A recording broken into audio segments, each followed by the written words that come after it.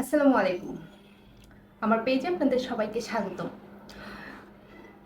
একটি কথা, আমি খুব একটা রাজনীতি বুঝি না, তবে আজকে একটি বিষয়ে আমি আপনাদের সাথে কথা বলবো। বিষয়টি হচ্ছে আমরা যখন নিউজ প্রেজেন্ট করি তখন একটি 30 মিনিটের খবর বলার জন্য একটা স্ক্রিপ্ট রেডি করা হয়। আমরা তারপরেও প্রমোটারের মাধ্যমে দেখে দেখে নিউজটা প্রেজেন্ট করি।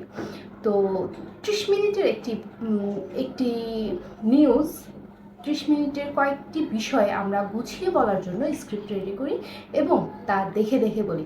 কারণ মুখস্থ করে বলাটা সম্ভব হয় না, সব গুছিয়ে বলাটা সম্ভব হয় না, এই জন্যই এই কাজটি করা হয়।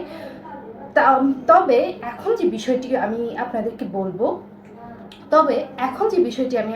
বলবো নিউজ মুখস্থ করা সম্ভব না। কালকে আপনারা অনেকেই দেখেছেন বাংলাদেশের প্রধান উপদেষ্টা ডক্টর ইউনূস 26-27 মিনিটের বক্তব্য রেখেছে জাতির উদ্দেশ্যে। তবে কোনো স্ক্রিপ্ট ছিল না, প্রত্যেকটি কথাই ছিল পয়েন্টে পয়েন্টে। আমার মনে হয় বাংলাদেশের চলমান পরিস্থিতি নিয়ে কোনো বিষয় তিনি বাদ দেয়নি। সব কথাই তিনি এই 26-27 মিনিটের মধ্যে তুলে ধরেছেন খুব সুন্দর করে। একটা মিনিটের জন্য তিনি থামা অথবা আপ অ্যান্ড ডাউন কোনোটাই কিন্তু হয়নি। এত সুন্দর বক্তব্য আমার জানা মতে এর আগে কোনো উপদেষ্টা বা কোনো রাজনৈতিক বক্তা বা কোনো মানুষ কখনো দিয়েছে কিনা আমার জানা নেই। আমার দেখা মতো এত সুন্দর করে এত পয়েন্টে পয়েন্টে কথা কেউ কখনো বলেনি।